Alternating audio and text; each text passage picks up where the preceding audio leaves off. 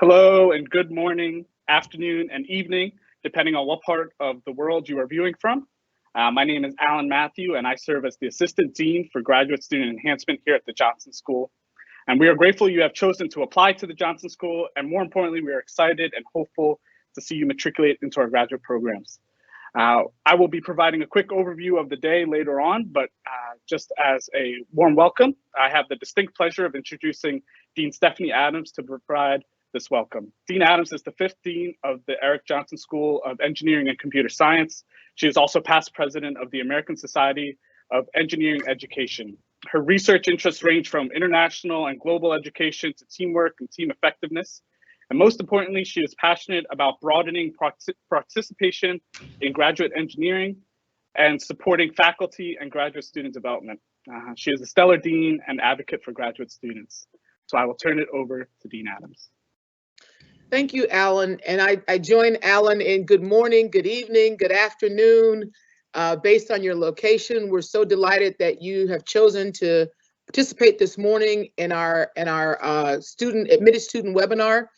The information you're going to get today, we hope will be instrumental in your decision making, and we hope that all of you will join us this fall here at the University of Texas at Dallas. I joined about 2.5 years ago, and I wanted to just share with you a couple of the reasons why I chose to come here. First and foremost, UT Dallas is an amazing institution. We're about 52 years old, and so when you think about, schools, I've been at schools that are 170 years old, 150 years old. They're very set in their ways, and to some extent, they're rigid. But because we're so young, we're very agile, and we're conducting cutting-edge research. Our curriculum is state of the art and very much in line with what's happening nationally and internationally in the world of engineering education and computer science. We have first-rate facilities, and so if you get a chance to go on our website and look at some of our virtual tours, you'll see wonderful buildings, brand new. I mean, almost all of our buildings are within the engineering school, and most of our research labs are less than 10 years old. So when you come here, you're not coming to, facilities that like, wait, they call themselves a first-rate engineering school, but these machines are broken. All of our machines are brand new, basically, and they all work. We have equipment that most universities dream of having. We've got a stellar facility for material science and research. We were just talking about that as it pertains to the new CHIPS Compete Act and the role that we'll play in the MEMS and semiconductor world. Let's see, we have great relationships with companies. And so when you think about the Dallas-Fort Worth area, it's one of the fastest growing areas in the country. Texas is one of the fastest growing states in the country. I think yesterday or today, Elon Musk just cut the ribbon on his new facilities over in Austin, which is not that far from us. But in the Dallas area, just last week, we were talking and hosting representatives from CVS, IBM.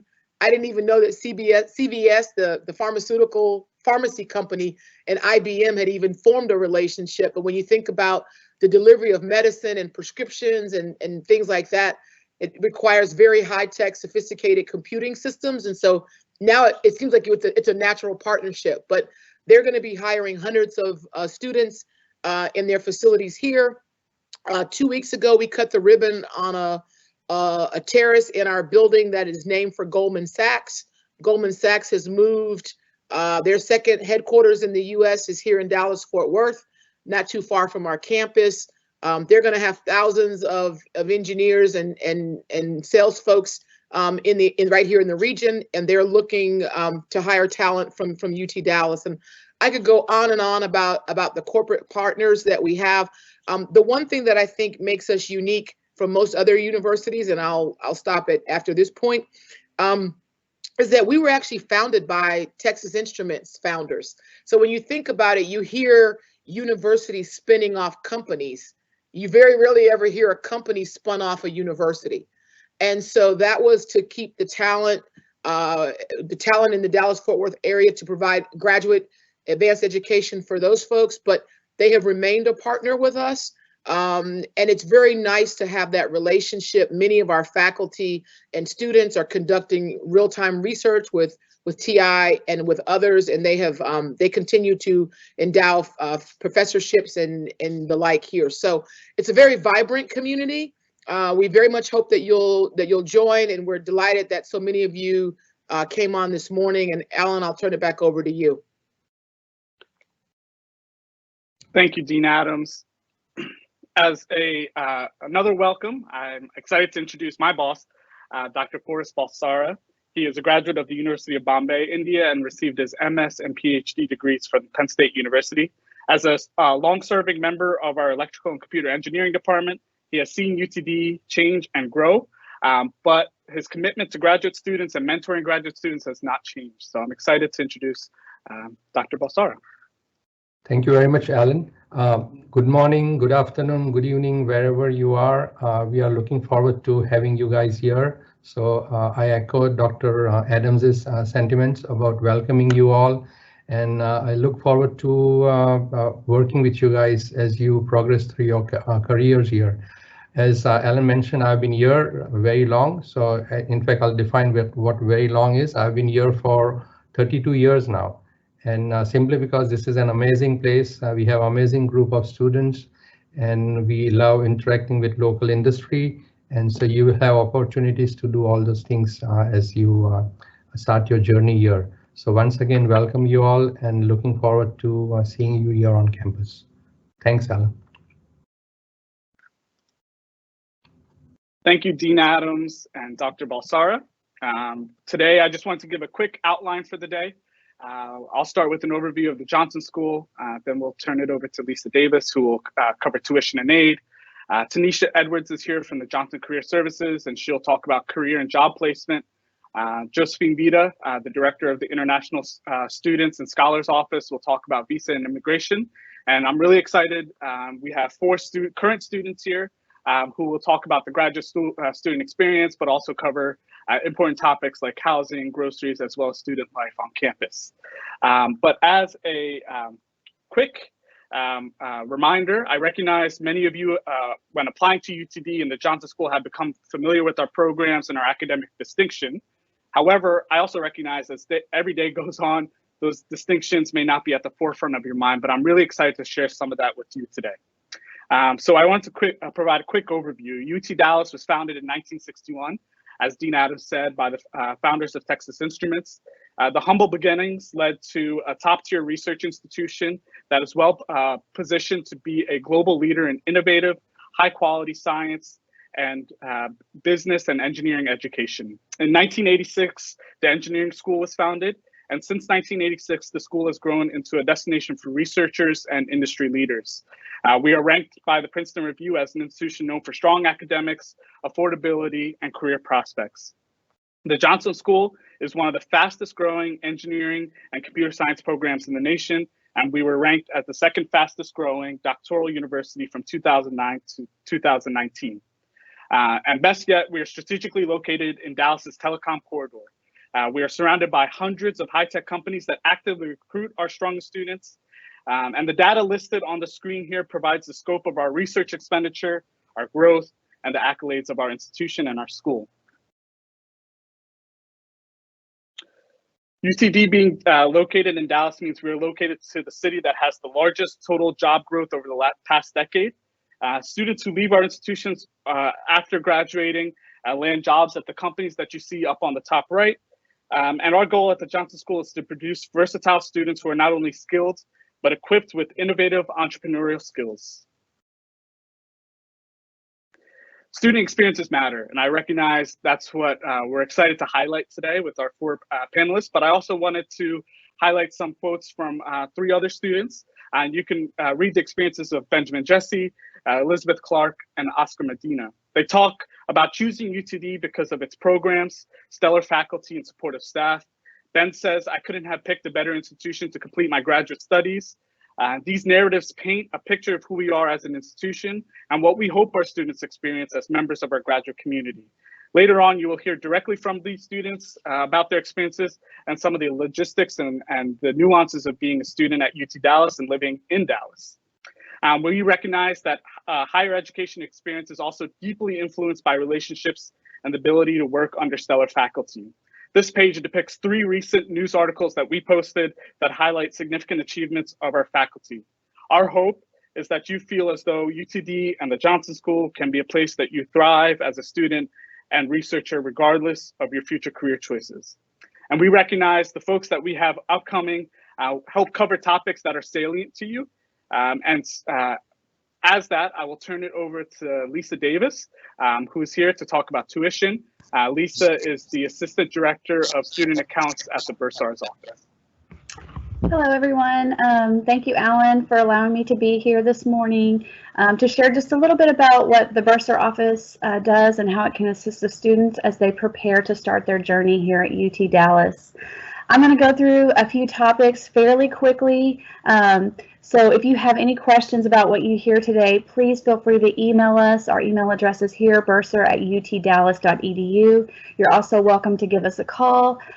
We have a lot of this information in detail on our website, so you can go to utdallas.edu/Bursar, and you can search any topic that I talk about today, along with various other topics. I know we don't have a whole lot of time, so I'm going to be going through just a few important topics. Some of the things that we can assist you with is we assess, bill, and collect on tuition and fees. We collect on housing and meal plan charges. So the difference in that is we don't determine those charges, but those charges will show up on your bill. So if you have any questions, you can contact us regarding that. We process refunds. Again, we can answer anything that's on the billing statement, and then we maintain the online services through our Easy Pay system, and I'll talk a little bit about that at the end. You can also see here on the slide that we have the payment and refund calendar. Our office is responsible for implementing that every semester. That is out on our website. It has important dates like payment deadlines, payment plan due dates, the last day to drop a class and still receive credit back for that class, funding back for that class.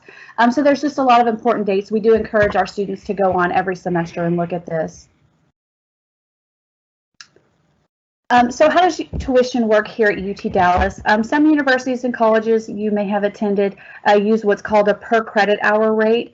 Well, our university doesn't do a per credit hour rate. What we use is called tuition plans. So all of our new incoming students will have the opportunity to choose between two rate plans. Basically, the best way to describe a tuition plan is it's a specific rate for a specific number of credit hours. So you'll pay for 9 hours, you'll pay a specific rate. For 12 hours, you'll pay a specific rate. That's the easiest way to explain it. We have two tuition plans, the variable plan and the guaranteed plan. The difference in that is that the variable will change every year in the fall semester. So the variable plan is good for fall, spring, and summer, and then it will change in the fall, the next fall. The guaranteed plan actually locks the rate in for 4 consecutive years. So the rate that you would pay for this coming fall semester, you would pay 3 fall semesters from now. The guaranteed rate, because we do guarantee that rate for 4 years, it does start out a little bit higher. We do have a comparison out on our website. We actually don't have the fall rates out online yet, but they will be out soon. You can see our current rates, which are our fall 21 and our spring 22 and summer 22 rates that are out there right now. But again, we will have those out shortly. This is a one-time choice. The very first semester you're admitted to UT Dallas.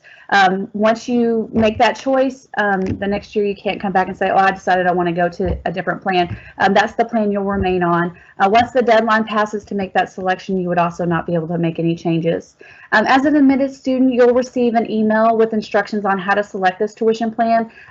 Because those rates aren't available yet for the fall, you may not have received that email, but it will be very detailed on how to go in and compare the rates and select your plan. If you decide you don't want to select a plan, we're going to select one for you. You would be defaulted into the variable rate, which would change every year. Now, I know that you're excited about starting at the university, and the last thing you want to think about is, what if I have to withdraw unexpectedly? We like our students to be prepared. Again, we don't like to think about students having to withdraw unexpectedly, but because we want you to be prepared, UT Dallas has negotiated with a tuition insurance company called GradGuard to receive a special rate for our students that you can't get if you go out online and buy tuition insurance on your own. This is 100% optional. You do not have to purchase tuition insurance, but we just want to make that available because there are times that a student has to withdraw, and most universities do not offer 100% refund once the classes start, and you actually can get up to 100% refund for tuition and fees, housing, other charges, books, things that you have purchased during that semester when you have to withdraw unexpectedly, for covered illnesses, injuries, mental health disorders. There's a variety of things that they will cover. So there is more information out on our website in detail about that. Again, this is 100% optional, but we encourage you, if you would like to purchase tuition insurance, that you do that before the first day of class. So the deadline for that is the first day of class for each semester. So I did mention Easy Pay earlier. Easy Pay is just the system that we use for our students to go in and make payment. You can view your billing statement there. You can set up a direct deposit. So if we're going to owe you money back for whatever reason, you can set up a direct deposit account there. If you have someone that you would like to be able to view your bill or pay on your behalf, you can actually set up an authorized user. That way they can have their own login and they don't go in under your login. And these are some of our payment methods. We do not accept cash. Our bursar office window is not currently open. We do take checks and money orders and things like that at our bursar office window in the drop box, but most of our payments are done online. There is no fee to use an electronic check. There's a fee for credit cards. We also offer extended payment options, so if for some reason you're not going to be able to make our payment deadline, you can get on an installment plan or a short-term loan. And those are very helpful for students when they're not able to pay by our deadline. It extends that deadline out for you. And then these are just some of our important deadlines that we like for our students to keep in mind every semester. Our regular payment deadline is always before the first day of class. We'll send out notifications letting you know, hey, this is your payment deadline. You'll receive a lot of communications from us, so please, once you're admitted, you'll start receiving information from us, and then once you're registered, you'll definitely start receiving a lot more information. But the payment deadline, you'll receive payment deadline emails. We also have an extended deadline if you're receiving any type of scholarship or financial aid. So that would be scholarships, student loan, anything like that. If you're receiving that through the university, we would actually extend your payment deadline to give the financial aid office time to apply that to your account. And then after they apply the funds to your account, then you could take out one of our payment plans if needed. So we go ahead and extend that deadline for you. We also have an important date. That's our census date. That's the date that we report enrollment to the state of Texas.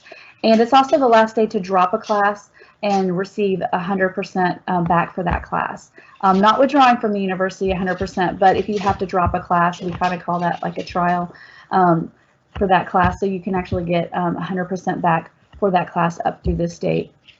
If you're interested in any type of financial aid, student loans, we do not handle that, but there are those options if you are able to complete a FAFSA or if you want to do a private loan. All that information is out there on the financial aid website as well, and you can email financial-aid@utdallas.edu.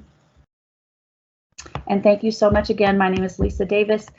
Please feel free to contact us through email, by phone, if you have any questions. Thank you, Lisa. I appreciate your time today. I'm really excited to turn over the presentation to Tanisha Edwards. Tanisha serves as the interim director for the Jonsson Career Services team. It's been wonderful getting to know her this year. And so I will turn it over to Tanisha.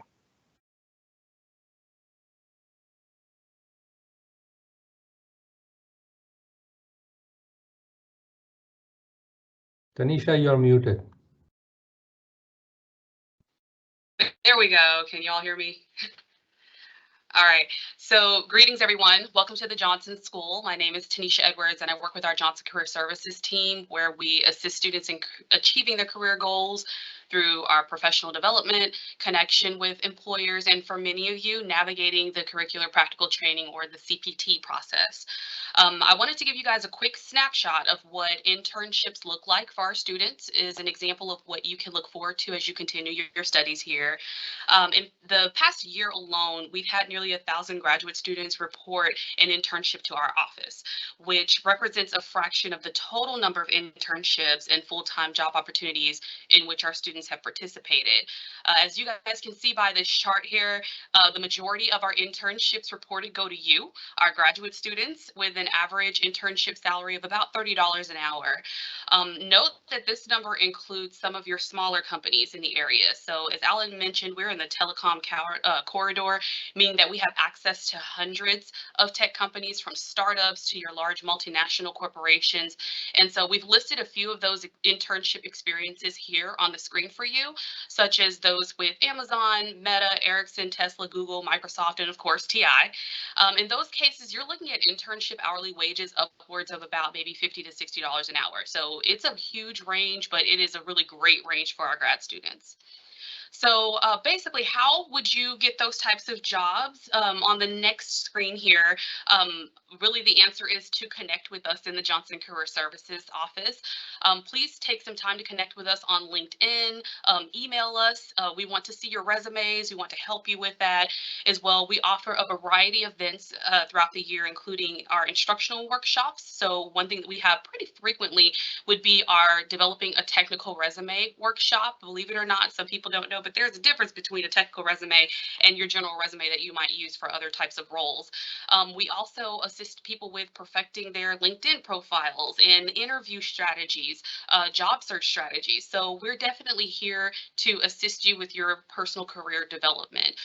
We also work with our student organizations to bring employers on campus. This week alone, we've hosted Credera, which is an engineering consulting firm. Peterbilt was just here yesterday. They not only had their table, but they also did an information session, and they were hiring from multiple departments. And then today we have a startup on campus. So we have a lot going on all the time here in the Career Services office. Before I go, I did want to address our international student population. I know that's a pretty decent size of our graduate student population. The CPT process is pretty intricate in that you have a lot of documentation and all that type of stuff that you need to get from the employer, and certain rules. And I think that Josephine Vita will be able to explain a lot of those rules to you.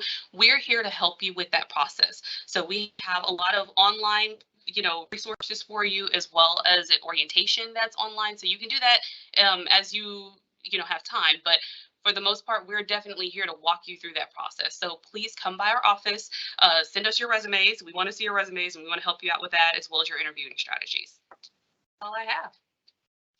Thank you, Tanisha.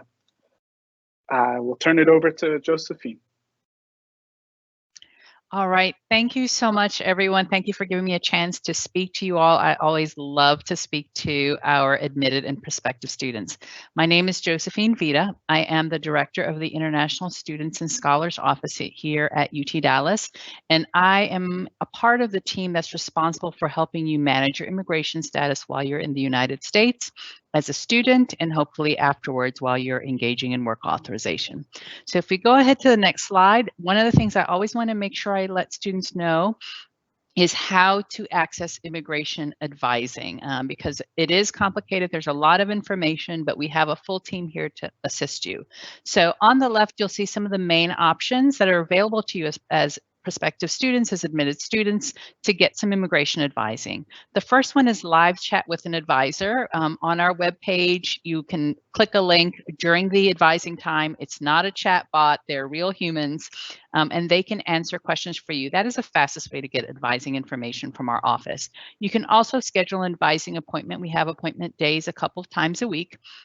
And these are usually going to be 15 to 20-minute appointments that you can make with an advisor, especially if you have more complicated questions or additional things you need. We also have what we call an Ask an Advisor e-form. Essentially, in iComment, you're going to go in and you type a question, and it goes in directly in the inbox of the advisor who can assist you.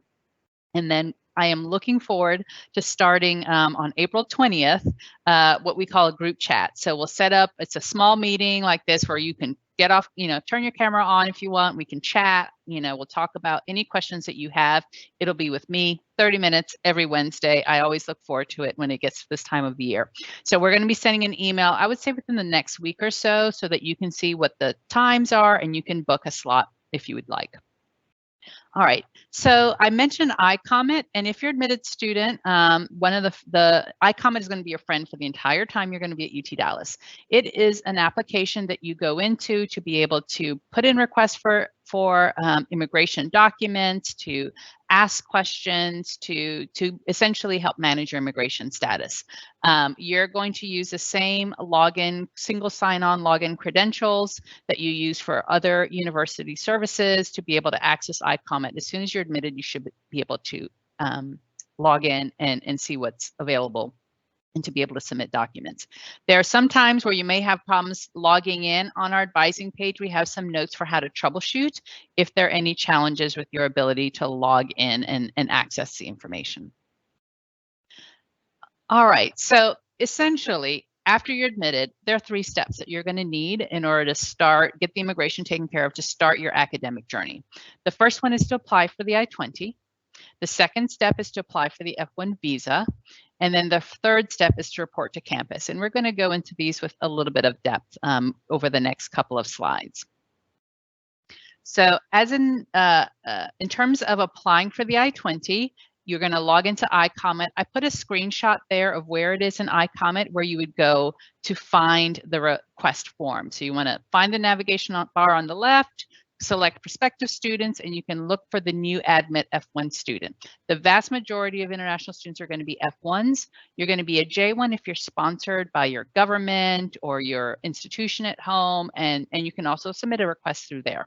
But the majority of you are likely to be F1 students.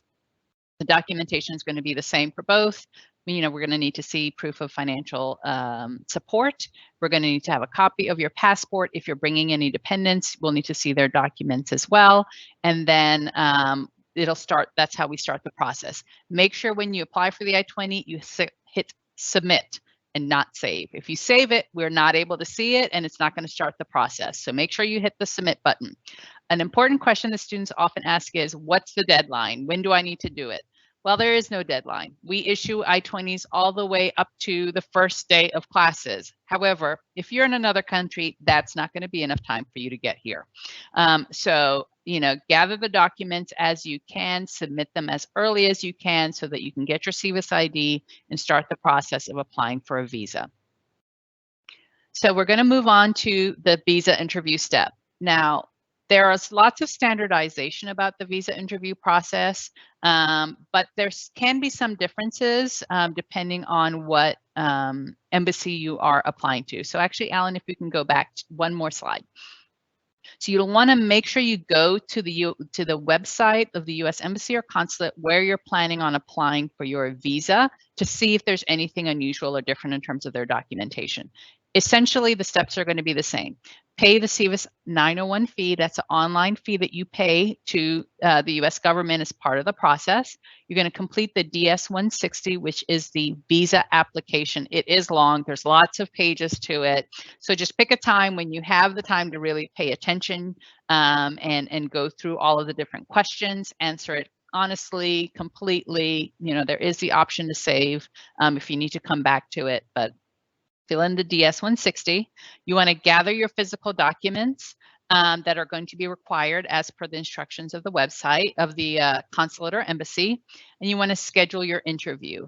Now, as COVID and other things are impacting visa availability around the world, we recognize that can be a challenge, but so far a lot of students are able to still be able to get a visa in time at this point. So hopefully that will continue, and the embassies are going to have more capacity, normal capacity in terms of visas.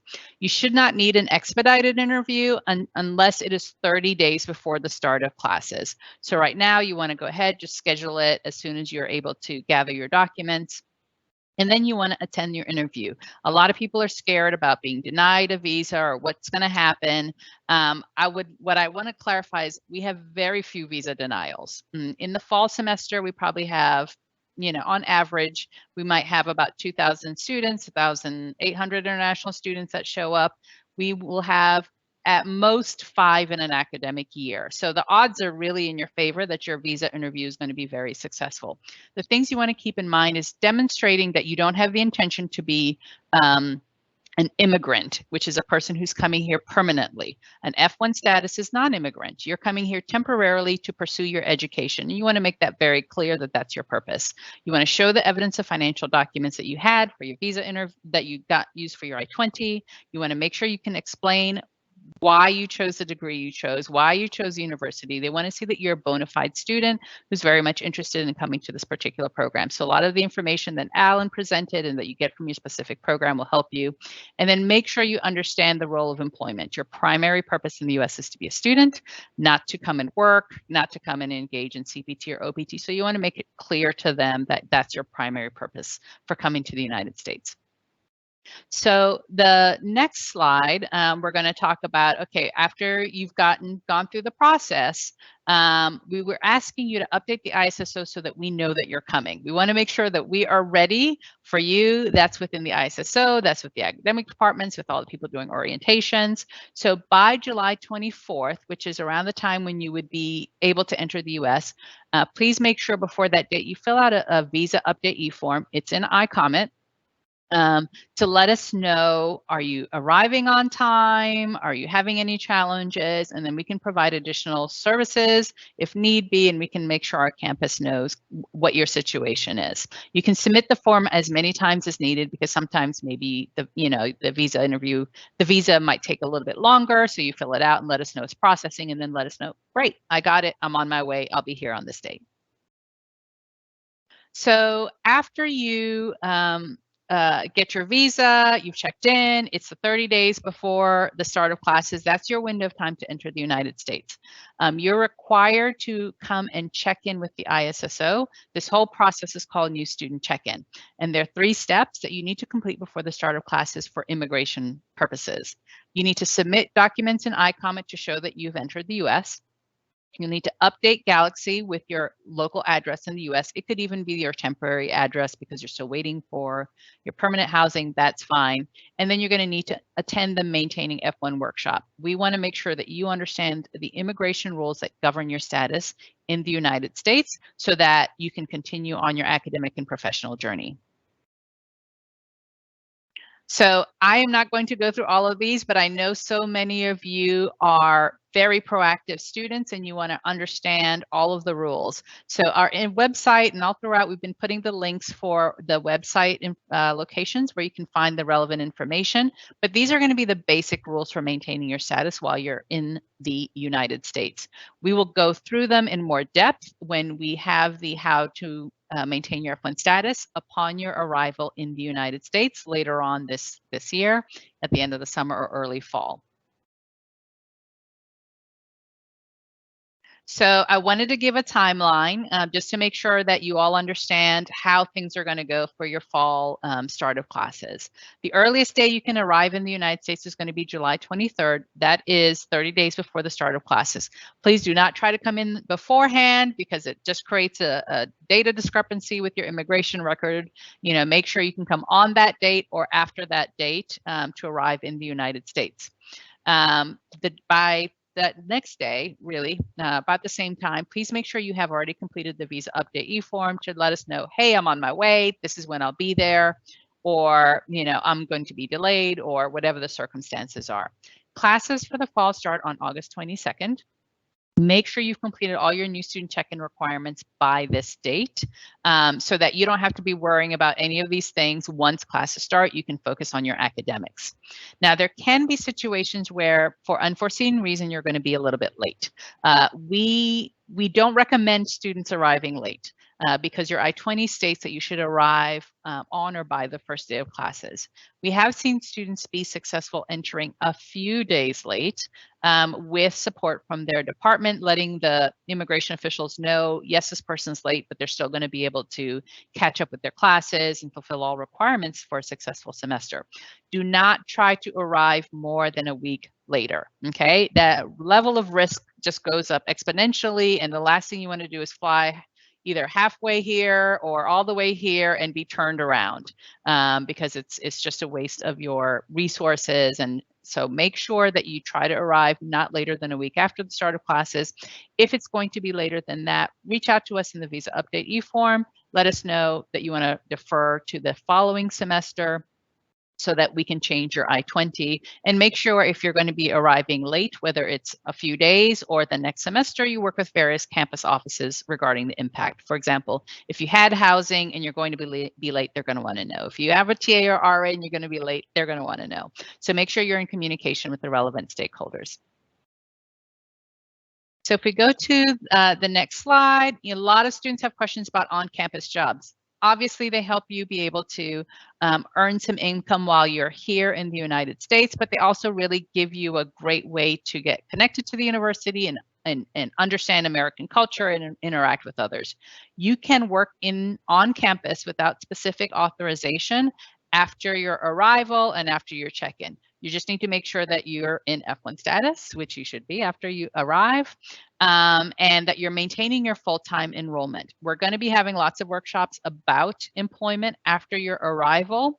But what I do want to make sure you understand is there can be differences in how resumes are done in the United States in your home country, or how you comport yourself during an interview for a job. So make sure you are working with Tanisha's group and JCS to understand what does it look like in the United States to apply for a job. It's a great first step to get you prepared for your professional success while you're here in the US.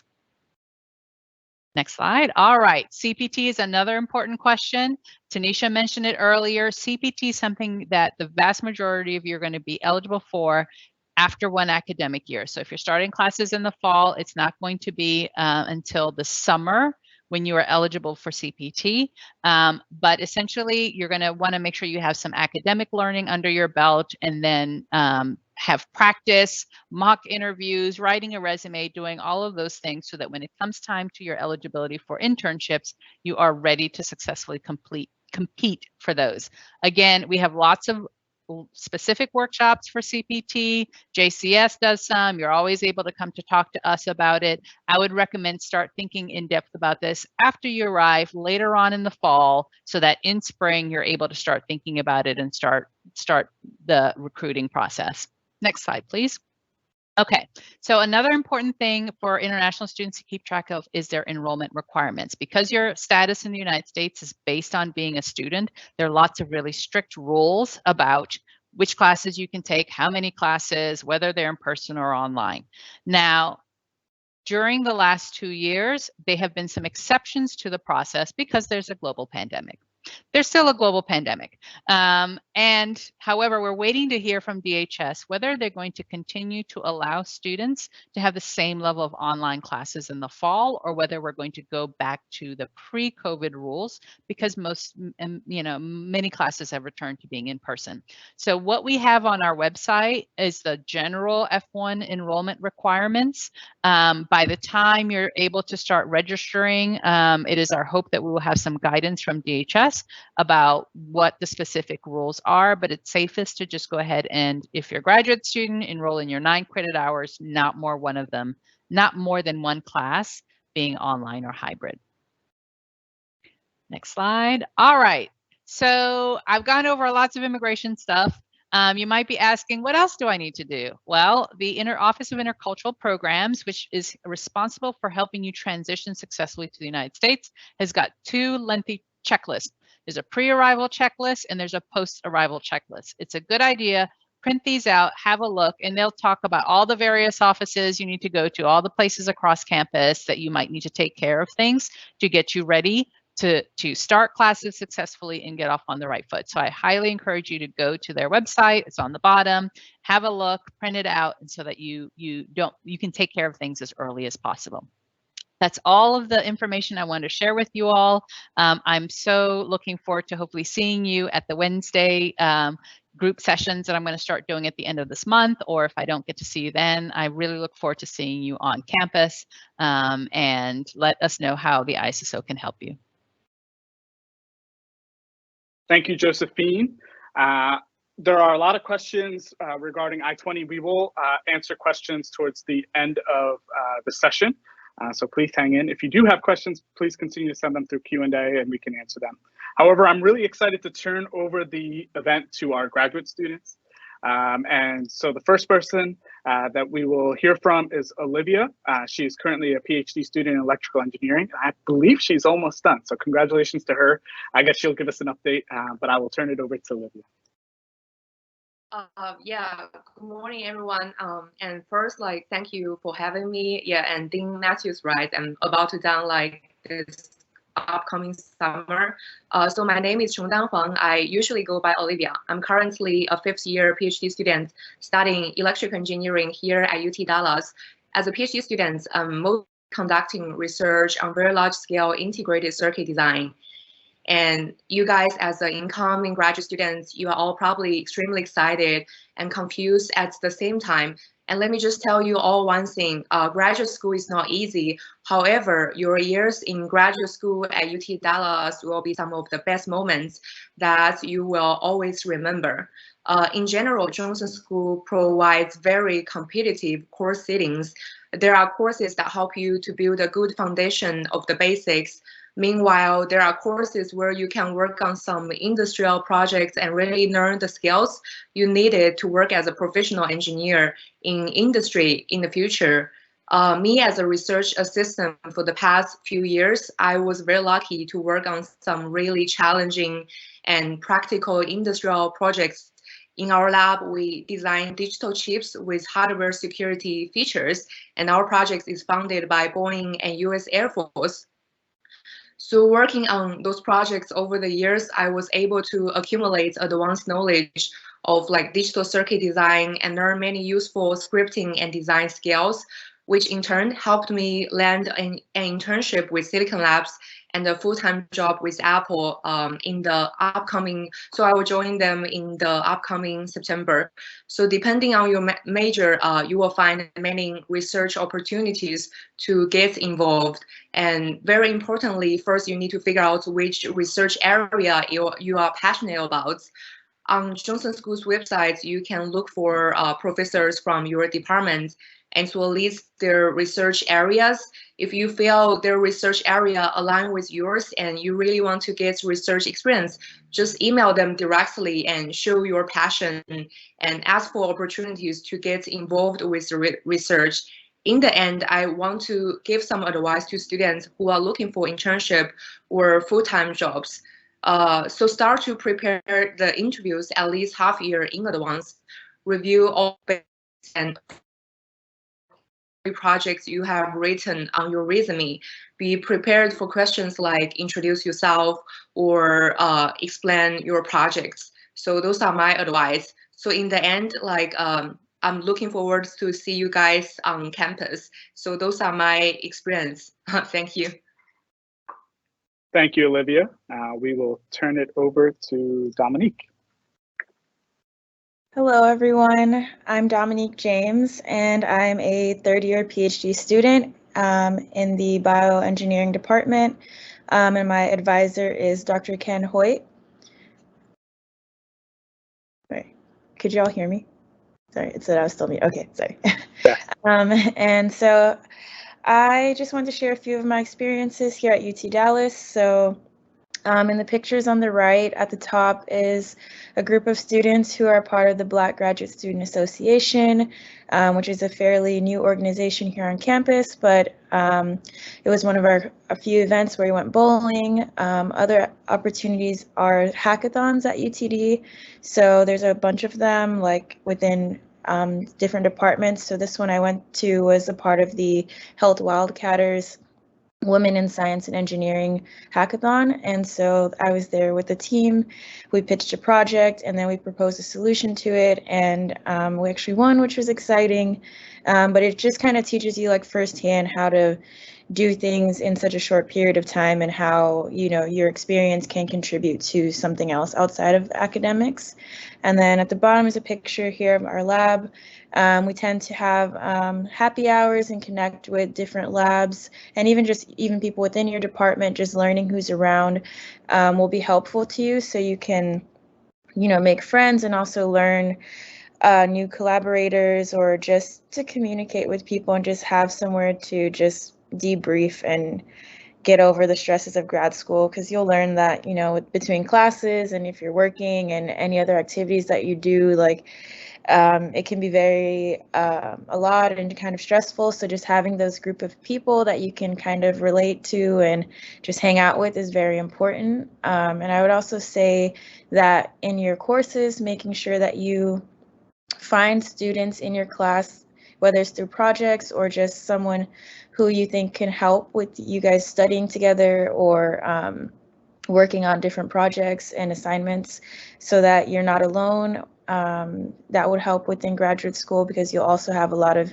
different projects. Some of them are independent, some of them are group projects. So finding that group of students that will help you as well, I think is also important. And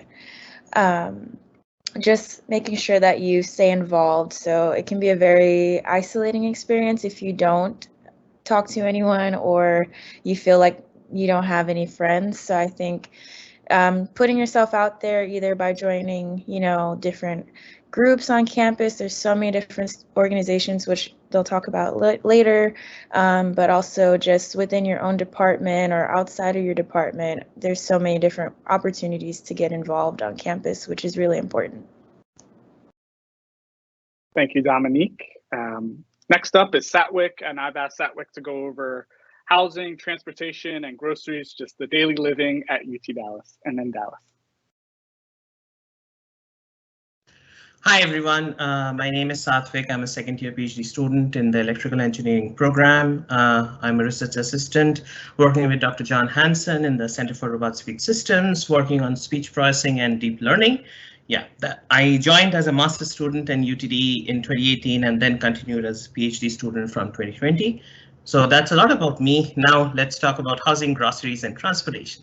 Okay, so I want to start with the map that you see on the left side of the screen. That might be a very important decision-making process of the bus route. So this is the bus route that you see on the left-hand side. The star kind of shows the location of UTD, and you have the west and the east bus routes. So there are two different bus routes that kind of plow across this area. You don't have to pay anything to get on this bus. They're free for UTD students.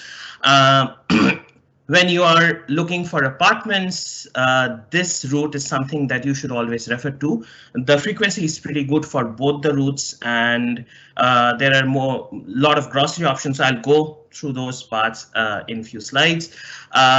And the next thing is, if you want, to explore Dallas or stay a little bit far from campus, you can get a free pass from DART that you see on the bottom right corner of the screen. Once you're here, once you're enrolled, this link, and you will receive this information later on as well. You can go and register for bus pass, and you can, just go around Dallas anytime, anywhere you want for free. Alan, next slide, please. Okay, so talking about housing, I refer to the map again. First point is, if you don't plan to have a car, probably this is my personal suggestion. It will be good if you plan your apartments, or housing within this route. So there are options of on-campus housing or off-campus housing. There are graduate students who opt for on-campus housing. So this is very personal, whatever works for you. And one point to note is for on-campus housing, if you want to apply, please try to apply a little bit earlier. For off-campus housing, this is how I proceeded, and I know a lot of my friends did. Open Google Maps or Apple Maps, any map system that you want.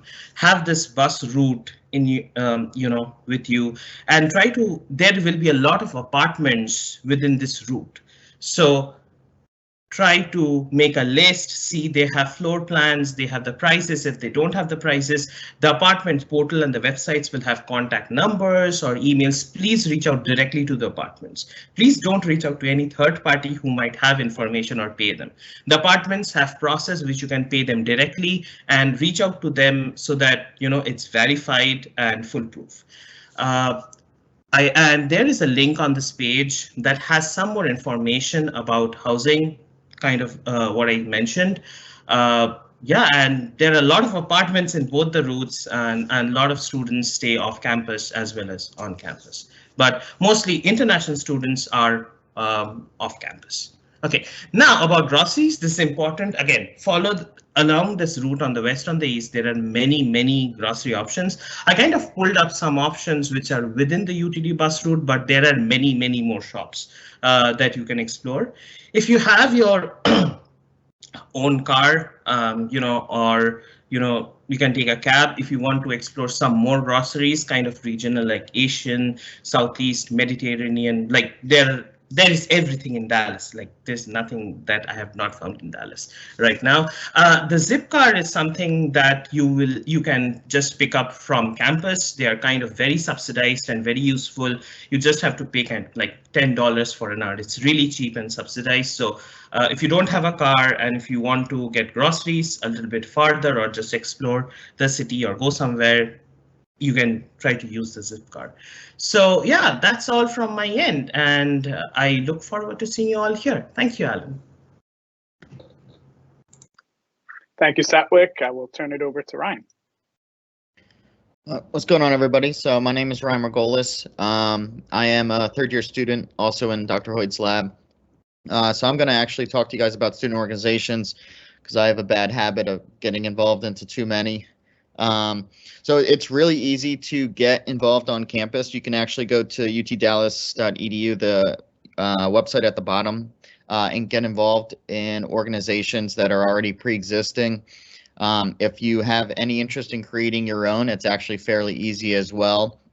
We actually are just starting up a graduate student association for the School of Computers, or the ECS school. So there should be ways to get involved. It's really a great way to kind of make friends from students from other departments as well as faculty as well. So I'm going to kind of bring up a few of them in particular. So, Dominique already had mentioned the Black Graduate Student Association. ISA is really good for international students in terms of finding housing and whatnot. So they're really helpful as well. If you can switch to the next slide. So this is actually an organization I just found out about. So it's for autistic empowerment. It's FAYE. I was told that you can pronounce it as FAYE, but it's really FAE. Really, it's a non-judgment organization that's really built for neurodiverse students. UTD is really welcoming and for all types of students. So this type of community, if you feel like you're alone, you're not. So this is definitely a really good organization to get involved with like-minded students, and if there's any help in getting accommodations or anything like that, this would be a really good organization to get involved with. But now I'm going to talk about the main organization. So we've officially, GSA, or Graduate Student Assembly, is the official governing body for graduate students on campus. So we act as your voice to help you find answers, or whatever you're looking for. We're here to help. We can get you in touch with faculty. We can include your name or not. It's really up to you. But if you have any questions about anything, GSA is going to be there for you.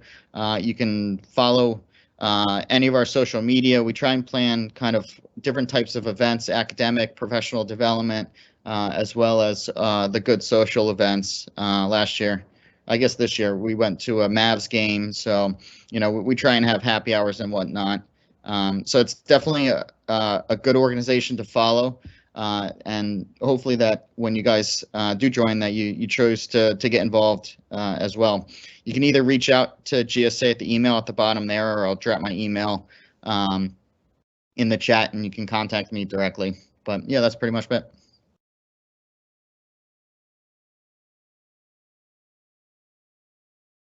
Alan, you're muted. Thank you. Just as a wrap up, thank you to our students, and thank you for attending. There are a lot of questions specifically around registering for courses, or questions about the Dean Scholarship, or about TA, RA. A lot of those financial aid and funding opportunities are handled at a departmental level, and registration is also handled through our new student orientation webinars. And so I have listed the new student orientations for our different departments. As you can see, it varies. Please stay in touch with your departments and please be aware of the emails that they're sending regarding our webinars.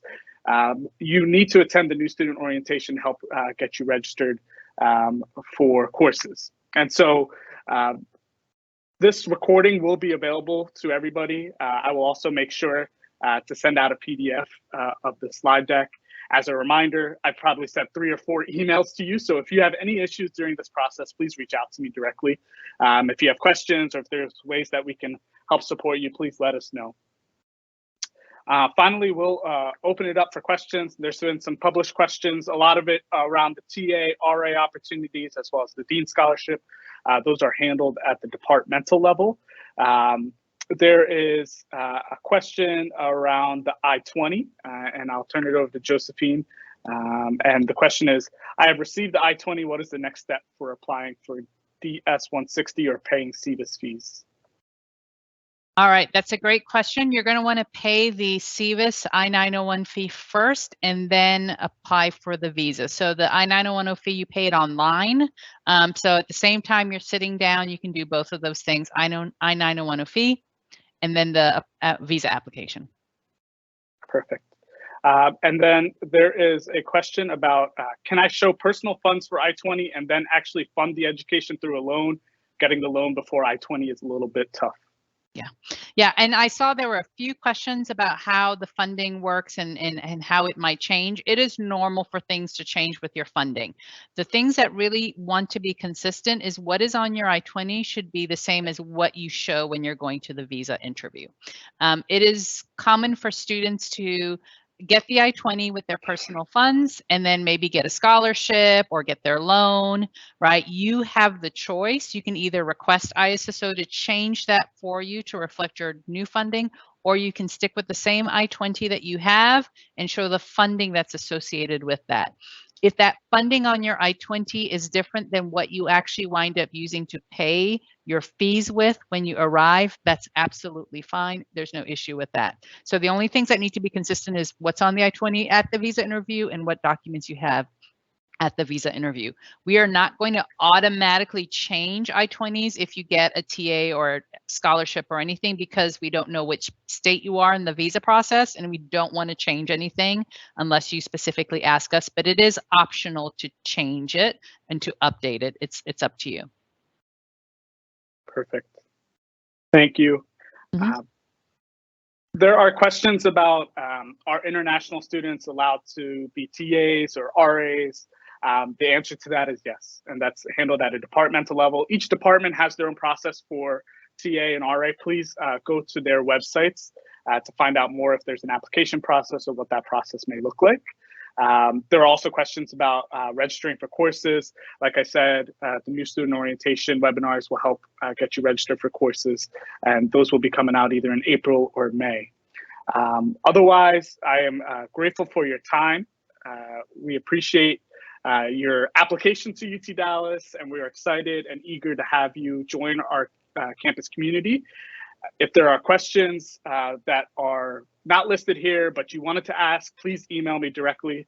Like I said, you've received multiple emails from me at this point, and so you can reply directly to me. But we are grateful for your time, and we appreciate you tuning in. Thank you.